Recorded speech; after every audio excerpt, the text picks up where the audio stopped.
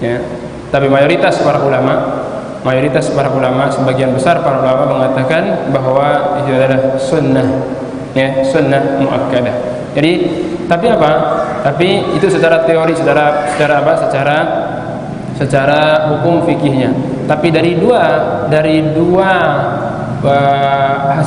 dua hukum tadi kita bisa menyimpulkan suatu hukum, bahwa suatu hukum yang bisa mengkompromikan dua tadi, bahwa hukum kurban ini adalah suatu hukum yang benar-benar dan sangat-sangat ditekankan sekali, ya, sehingga sampai-sampai sebagian ulama mengatakan adalah apa? Wajib. Nah, sehingga meskipun mayoritas ulama mengatakan bahwa hukumnya adalah sunnah, tapi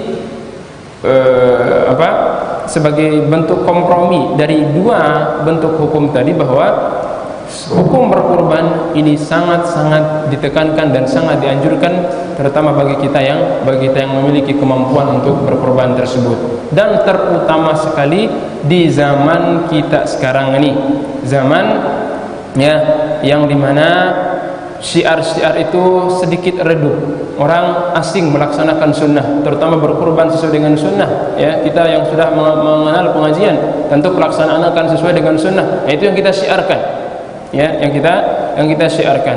Zaman orang itu begitu kikir, begitu pelit, apalagi berkurban dengan harga mungkin yang lumayan mahal menurut mereka, hal-hal yang sepele pun mereka pelit dan kikir untuk mengeluarkannya. Alhamdulillah kita antum yang sudah mengenal sunnah ini, berlepas daripada hukumnya tadi boleh, bukan berarti ini sebagai legalitas buat kita untuk meninggalkannya. Oh, cuman boleh saja Ustaz, cuman sunnah, tidak, ya. Kita kan ya pengikut sunnah, ya. Berarti apa? Bukan peninggal sunnah, ya. Kita kan ya, pengikut sunnah, ya kan? Berarti apa? Ya berlepas daripada hukumnya sunnah atau bukan sunnah muakkad tadi, berusaha semaksimal mungkin untuk kita untuk kita melaksanakan sunnah tersebut kalau Allah Subhanahu wa taala memberikan kita kemampuan, ya. Dan insya Allah sangat mudah.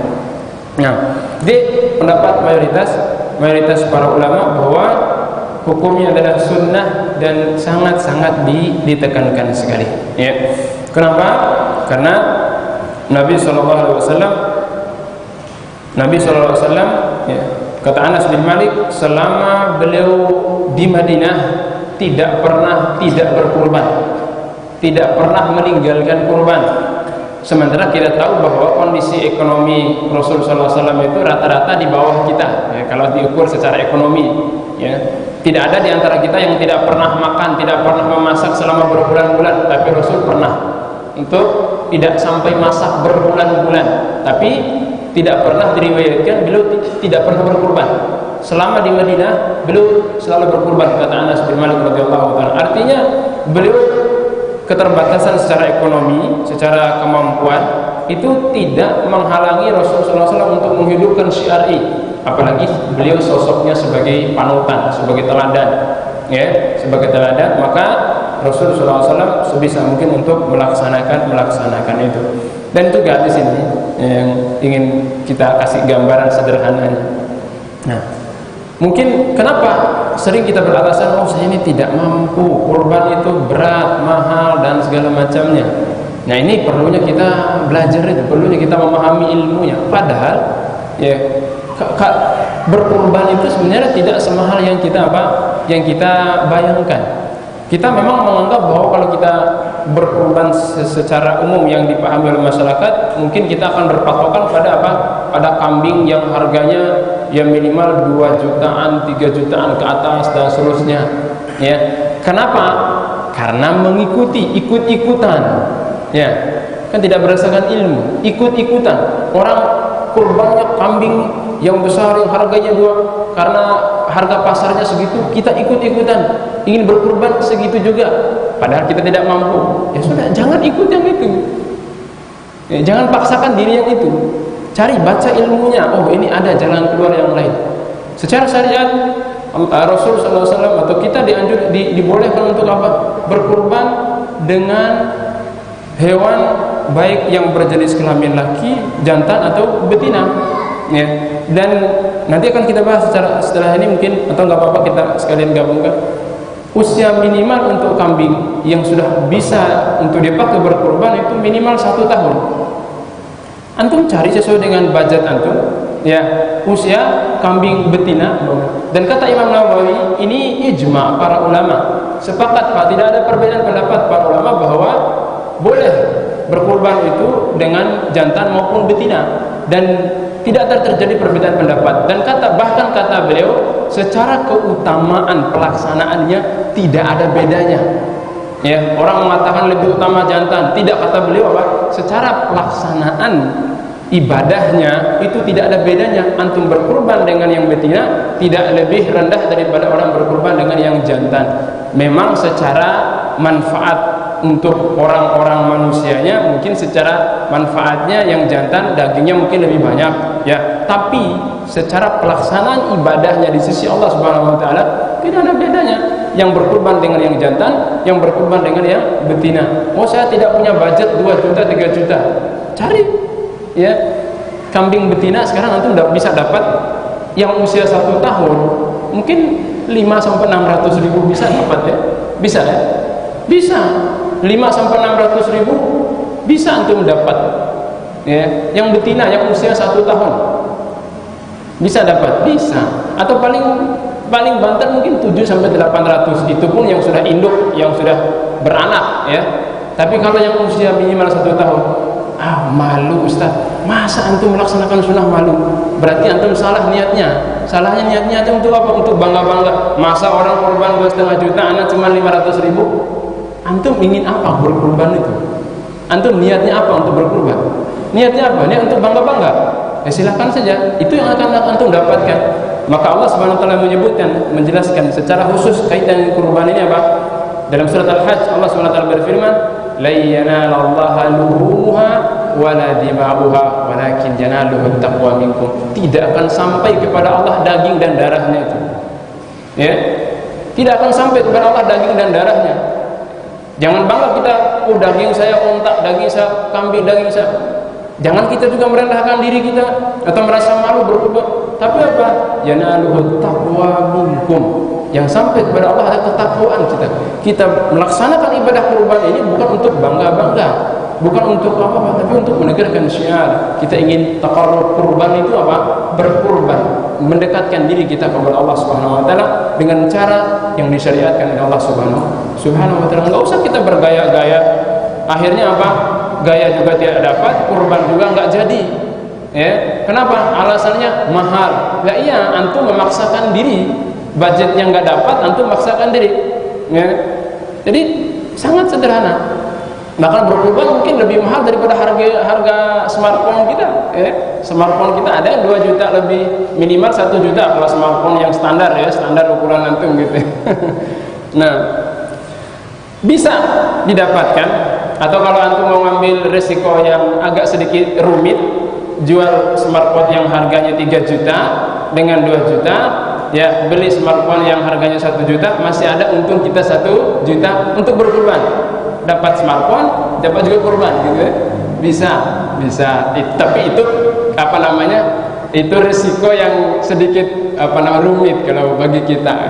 Tapi bagi penegak sunnah insya Allah tidak rumit, ya, insya Allah. Artinya itu hanya sekedar gambaran saja bahwa berkurban itu mudah dan bisa insya Allah. Tapi kalaupun memang kita tidak mampu, ya tidak masalah, ya, benar-benar tidak ada kemampuan kita untuk berkurban, tidak masalah. Tapi ya, kalau sekiranya bisa kita usahakan dengan mencari alternatif yang mudah bagi kita, dengan tadi membaca peluang-peluang tadi, bisa. Ya, insya Allah 500 sampai 600 bisa dapat, ya, bisa dapat. Ya, kambing betina, cari agak kurus-kurus sedikit mungkin, ya, bisa dapat, ya, seharga segitu. Bisa untuk berkurban, bisa, sudah terpenuhi. Sudah kita mendapatkan pahala berkurban. Sudah kita bertakarrub kepada Allah Subhanahu wa taala, ya. Nah, kalau nanti pun antum malu-malu enggak apa-apa, di belakang rumah antum bisa sembelih sendiri, tinggal bagi-bagikan ke tetangga, enggak masalah. Kan enggak ketahuan, kan? Enggak ada orang lihat, oh kurbannya kok kecil banget gitu. Enggak ada orang komen seperti itu, ya.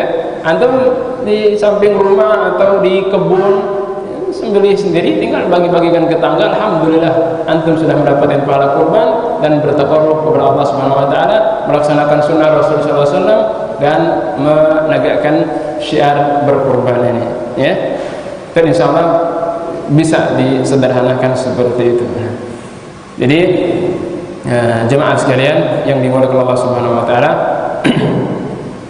kesimpulannya bahwa mayoritas para ulama berpendapat bahwa hukum berkurban adalah apa? Adalah sunnah atau sunnah muakkadah dan sunnah yang sangat ditekankan.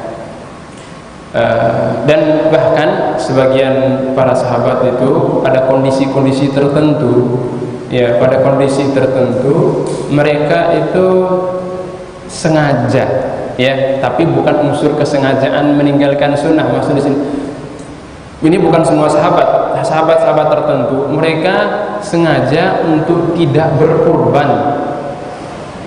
Untuk apa? Untuk mengkat rasa kekhawatiran mereka jangan sampai dianggap wajib, ya, jangan sampai dianggap wajib, ya. Kadang-kadang mereka tidak berkurban, seperti diceritakan di sini beberapa orang dari Abu Mas'ud Al-Ansari. Beliau menceritakan sendiri, Abu Mas'ud Al-Ansari mengatakan, inni la ad'u al-adha wa inni la musirun makhafata an yara jirani annahu hatmun alayya. Ya, sungguh saya itu sengaja meninggalkan berkurban sedangkan saya itu mampu, agar apa? Saya khawatir tetangga-tetangga saya itu menganggap ini wajib bagi saya. Jadi pada kondisi tertentu seperti itu, ya, pada kondisi itu. Nah, apabila orang-orang, dan dalam riwayat yang ini disebutkan bahwa yang melakukannya adalah Abu Bakar, ya, dalam riwayat Abu Shuraihah, beliau mengatakan, ra'aitu Abu Bakar wa Umar wa ma yudahiyani. Saya melihat Abu Bakar dan Umar itu terkadang mereka berdua tidak berkorban, karena memang, ya, mereka ini sebagai figur, khawatir nanti apa yang dilakukan oleh mereka dianggap wajib oleh orang-orang, sehingga terkadang apa? Terkadang mereka meninggalkan untuk berkorban. Sekaligus ini merupakan dalil bagi mayoritas para ulama yang berpendapat bahwa berkurban itu hukumnya sunnah, bukan wajib, ya, sunnah muakkadah. Tapi tadi apa? Sunnah muakkadah, sunnah muakkadah, bukan untuk ditinggalkan, tapi untuk ditekankan, untuk dilakukan. Nah, ini secara hukumnya seperti itu. Kemudian apa hewan yang bisa atau yang disyariatkan untuk berkurban? Nah, dalam syariat kaitan dengan berkurban ini adalah termasuk ibadah yang sifatnya itu ibadah mahdhah, ya, ibadah yang sudah ditentukan waktunya, tata caranya, ya, dan jenis-jenisnya, yaitu sudah ditentukan, sehingga kita tidak bisa apa? Mengganggu-gugat. Sama seperti ibadah sholat, waktunya sudah ditentukan, tata caranya sudah ditentukan, jenis jumlahnya sudah ditentukan, dan seterusnya. Sama seperti ibadah kurban ini, ya. Allah Subhanahu wa taala menyebutkan dalam Al-Qur'an Al-Karim, liyadhkuru ismallahi ala ma razaqahum min bahimatil an'am. Jadi yang Allah Subhanahu wa taala sebutkan dalam ayat ini adalah bahimatul an'am, ya. Dan bahimatul an'am, kalau bahasa kita, terjemahan bebas kita itu apa? Hewan ternak, ya. Tapi itu bukan kita memahami secara letterlek bahasa kita, hewan yang diternak, begitu, tidak, ya. Bahimatul an'am yaitu hewan dengan jenis tertentu yang dipahami oleh orang Arab itu langsung. Ketika disebut bahimatul an'am, ya, hewan ternak yang langsung dipahami mereka adalah apa? 3 jenis tadi, ya. Unta, sapi, dan kambing. Bukan selain itu. Unta, sapi, dan kambing dengan berbagai macam spesies dan jenis kelaminnya tadi yang kita sudah sebutkan. Berbagai macam spesiesnya, ada yang berpunuk 1, ada yang berpunuk 2, ada yang macam-macam spesies unta. Apapun spesiesnya masuk dalam golongan unta, maka boleh untuk dijadikan apa? Hewan kurban. Begitu juga sapi dan spesiesnya. Termasuk di sini Ya, termasuk di sini adalah apa? Kerbau. Kerbau itu masuk spesies sapi, ya, masuk dalam spesies sapi sehingga boleh kita berkurban dengan kerbau. Ya, boleh kita berkurban dengan kerbau. Ya. Itu masuk dalam spesies sapi. Nah, kemudian juga kambing. Itu jenis yang ketiga, itu kambing dengan berbagai macam jenis spesiesnya tadi, ya. Entah itu domba ataupun kambing etawa, kambing ini, kambing itu dan segala macamnya, itu masuk dalam spesies kambing dan masuk dalam daftar 3 jenis hewan yang boleh dipakai untuk kurban tadi.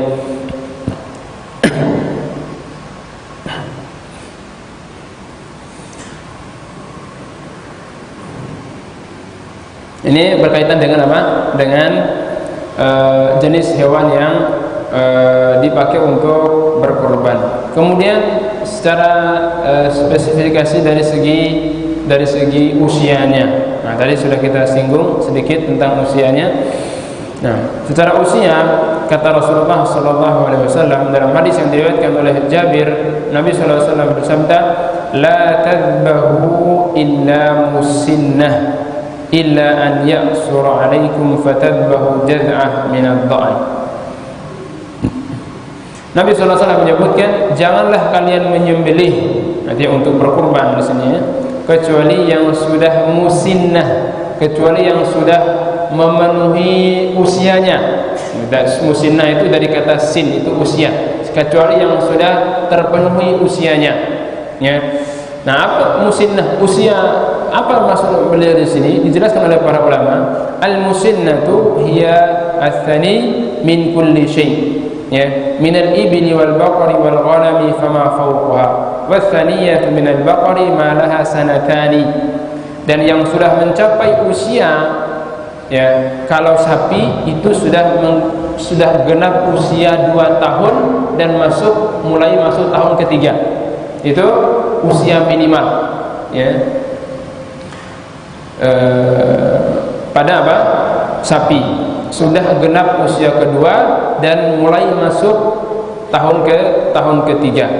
Wasaniyatu minal ibli malaha 5 sinin. Adapun yang dimaksud dengan tsaniyah, ya, tsani minal ibil, dari onta, itu yang sudah genap, ya, usianya 5 tahun dan menginjak usia ke-6-nya, masuk usia ke-6. Jadi sudah genap 5 tahun dan mulai masuk usia ke-6.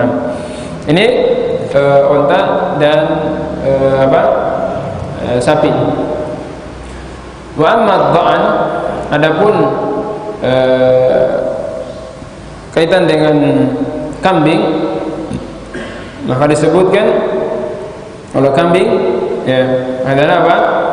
Yang sudah genap usianya satu tahun.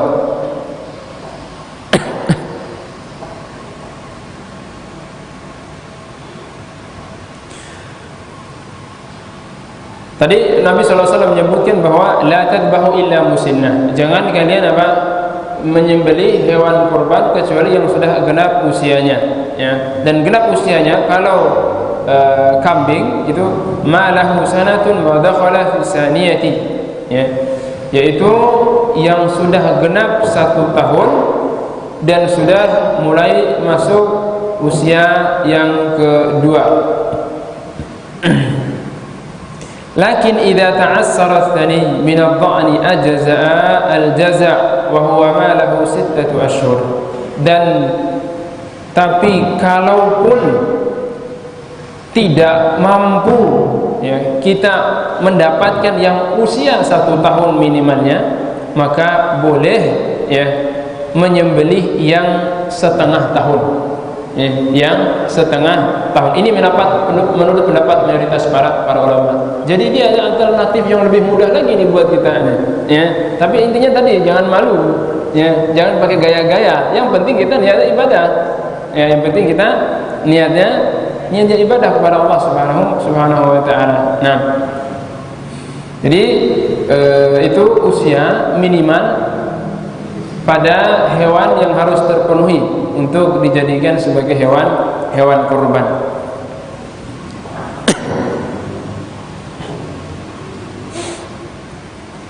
Itu kalau tadi apa?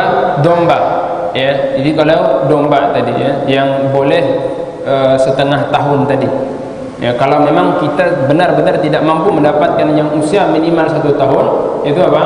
Itu boleh sampai yang setengah tahun itu kalau domba. Tapi kalau kambing, maka menurut kesepakatan para ulama disebutkan di sini oleh beliau bahwa ijma' ahli ilmi, sepakat para ulama bahwa yang setengah tahun kalau kambing itu tidak boleh, ya, tidak boleh kalau kambing, harus minimal satu tahun.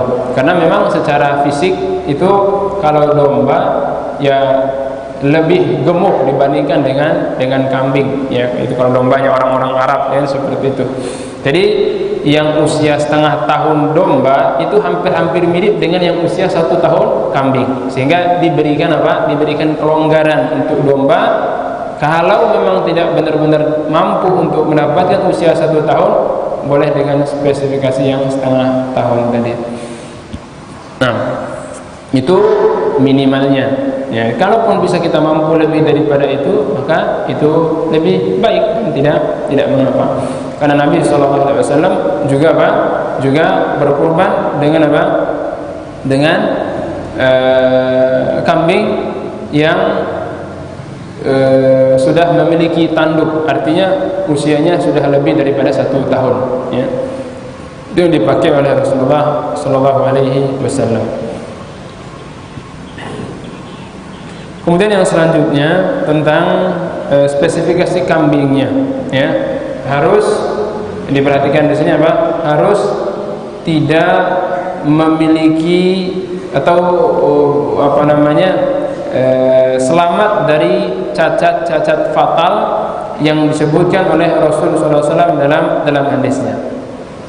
Dari Al-Bara' bin Azib radhiyallahu taala anhu, anna Nabi sallallahu alaihi wasallam qala arba'un la yujzina fil adahi. Ada 4 yang tidak boleh untuk disembelih sebagai hewan kurban. Al-awwa al-bayyinu awaruha. Yang pertama adalah yang buta sebelah, yang buta sebelah dan benar-benar buta, ya, bukan hanya sekedar picik saja atau bukan hanya sekedar kalau istilah kita mbak amada, ya, enggak masalah. Yang jelas tidak buta, yang jelas-jelas buta. Adapun hanya sekedar mungkin matanya luka atau matanya agak sipit satu gitu, ya, sedikit cacat mungkin matanya, tapi tidak sampai benar-benar buta, ya, maka itu boleh.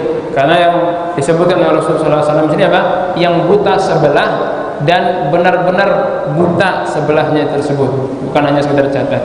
Artinya dengan pemahaman sebaliknya, yang buta sebelah saja tidak boleh, berarti yang buta 2 belah ya lebih tidak boleh lagi, begitu maksudnya. Nah, wal maridatul bayyinu maraduha, dan yang kedua adalah yang sakit, yang benar-benar sakit, kelihatan sakitnya, sakit, ya, yang benar-benar sakit. Kapan dikatakan benar-benar sakit itu? Ketika apa? Ketika dia tidak bisa mengikuti rombongan hewan semisalnya. Kambing tidak bisa ikut rombongan hewan kambing yang lainnya, ya, dan seperti itu, ya. Dia benar-benar sakit sehingga mempengaruhi kondisi dagingnya, ya, sehingga mempengaruhi kondisi dagingnya. Nah, semua cacat-cacat tadi itu sebenarnya simpulnya adalah apa? Pengaruhnya terhadap kualitas dagingnya. Yang buta sebelah tentu kondisi ketika dia makan tidak sama dengan yang normal, ya. Dia makan mungkin tidak senormal hewan yang normal, yang tidak buta, sehingga apa? Dagingnya pun terpengaruh. Yang sakit juga seperti itu, ya. Yang sakit juga seperti itu, yang benar-benar sakit, ya, bukan hanya sekedar mungkin mencret atau apa, tapi benar-benar dia sakit, maka tidak boleh. Wal arja al bayyinu dhaluha, dan yang pincang, yang benar-benar kelihatan pincangnya. Jadi ukurannya apa? Tadi dia tidak mampu untuk mengikuti rombongan hewannya. Kalau dia masih hanya sekedar, ya, kalau kita mungkin serede ya, hanya sekedar jalannya tidak normal begitu ya, tapi masih dia bisa ikut rombongan-rombongan yang lainnya, maka boleh untuk dipakai untuk berkurban. Tapi kalau yang sudah benar-benar patah ya, yang tidak bisa lagi berjalan, ataupun kalau berjalan itu susah untuk mengikuti rombongan hewan yang lainnya, maka itu tidak diperbolehkan. Wal kasiratu allati la tunki, dan yang benar-benar kurus, yang benar-benar apa? Yang benar-benar kurus sehingga apa? Sehingga hampir-hampir tidak lagi ada kelihatan dagingnya. Nah, ini 4 cacat yang tidak boleh ada pada hewan yang dipakai untuk berkurban. Nah, selain daripada itu, maka tidak mengapa. Kadang orang apa? Bagaimana kalau yang kupingnya digunting sedikit atau dibolong sedikit? Ya nggak masalah. Itu tidak sama sekali berpengaruh dengan apa? Dengan dagingnya. Atau yang patah tanduknya umpamanya, tidak masalah ya.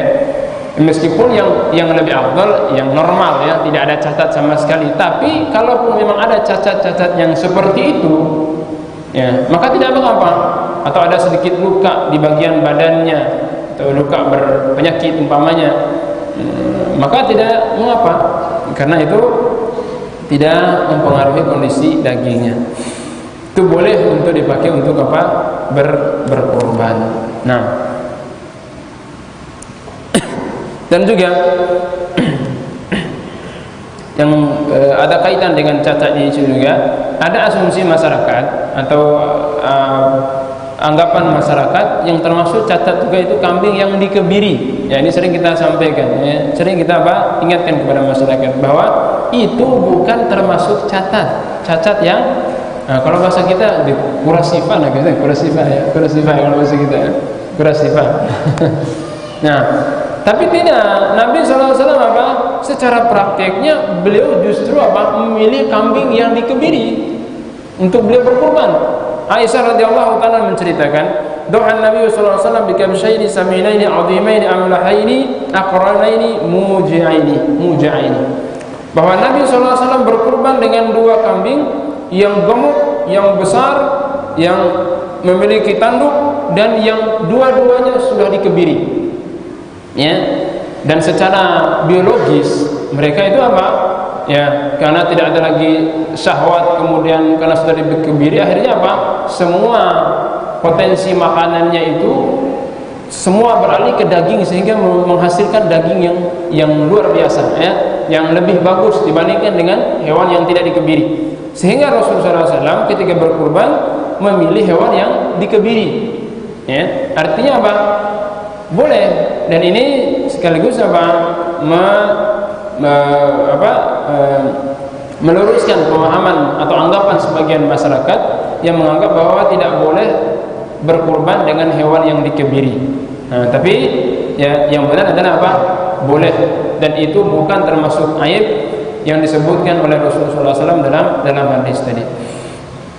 Nah, selain daripada aib-aib tadi, maka boleh untuk dipakai untuk berkurban.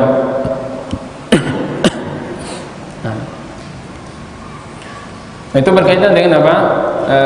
Hewan kurban atau aib-aib yang ada pada hewan kurban.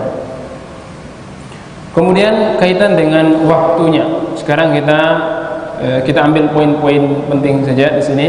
Kaitan dengan waktunya, beliau mengatakan ajma' ahlul ilmi ala anna al-udhiyah la yajuz dhabha qabla tulu'il fajr min yaumin nahri. Sepakat para ulama bahwa berkurban itu tidak boleh ya, atau hewan kurban tidak boleh disembelih sebelum apa? Sebelum terbit fajar di hari nahar. Hari nahar itu hari ke-10 Dzulhijjah ya. Kalau kita Idul Adha, kalau di sana orang-orang haji hari mereka melempar jumroh di Mina. Disebut hari nahar. Nahar itu apa? Menyembelih onta. Nahar itu menyembelih onta dengan cara ditusuk. Ya, kalau menyembelih hewan selain onta kan disembelih begini ya. Kalau onta ditusuk, itu namanya nahar. Nah, itu hari yang ke-10. Nah, maka sepakat para ulama bahwa tidak boleh menyembelih hewan kurban sebelum terbit fajar di hari apa? Di hari ke-10 ya. Tapi mereka berbeda pendapat tentang apa? Tentang waktu setelah itu.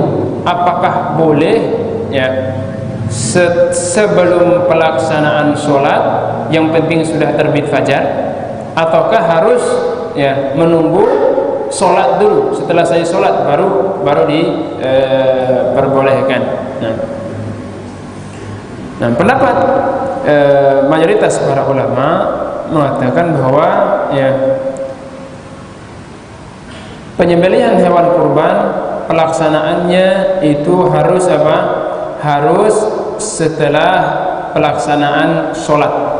Ya, harus setelah pelaksanaan apa? Pelaksanaan sholat setempat. Sholat setempat ya. Nah, jadi maksud sholat setempat sini apa? Sholat orang di kita di sini atau di kampung sekitar kita.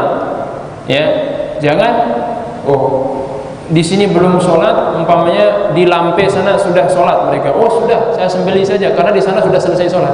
Ya, atau di Papua sudah selesai sholat. Nah, sekarang sudah selesai sholat, kita sembelih di sini. Enggak, sholat imam atau yang pengganti imam di tempat kita itu yang menjadi patokan ukurannya. Yang di daerah kita tersebut. Meskipun mungkin di kampung sebelah itu sudah selesai menyembelih, ya sudah, yang di kampung sana sudah mulai menyembelih. Di kampung kita tunggu dulu imam selesai sholat, begitu ya. Nah, Nabi SAW menyebutkan dari hadis yang diriwayatkan oleh Anas bin Malik radhiyallahu ta'ala anhu, "Man dhabaha qabla sholati fa inna ma dhabaha li nafsihi wa man dhabaha ba'da sholati faqad tamma nusukuhu wa asaba sunnatal muslimin." Nabi SAW bersabda, siapa yang menyembelih sebelum pelaksanaan sholat, maka hakikatnya dia menyembelih untuk dirinya sendiri. Jadi tidak dinilai kurban, hanya menyembelih untuk makan dirinya sendiri ya. Seperti dia menyembelih hewan-hewan yang lainnya. Wa man dhabaha ba'da sholati faqad tamma nusukuhu. Dan siapa yang menyembelihnya itu setelah sholat, maka sudah sempurna peribadatan dia ya, sembelihan dia ya. Wa asaba sunnatal muslimin, dan dia sudah sesuai dengan sunnahnya orang-orang yang kaum muslimin. Jadi jemaah sekalian yang dimuliakan Allah Subhanahu wa taala, ya, waktu pelaksanaan penyembelihan itu apa? Setelah selesai sholat. Itu waktu awal ya pelaksanaan penyembelihannya. Adapun akhirnya di sini disebutkan juga ada beberapa pandangan atau perbedaan pendapat para ulama, tapi di sini secara dalilnya beliau lebih menguatkan pada pendapat yang berpendapat bahwa akhirnya adalah apa? Akhir hari tasyrik. Beliau mengatakan, "Walladhi yadhharu anna at-tadhiyata tamtaddu ila akhir ayyam at-tasyrik."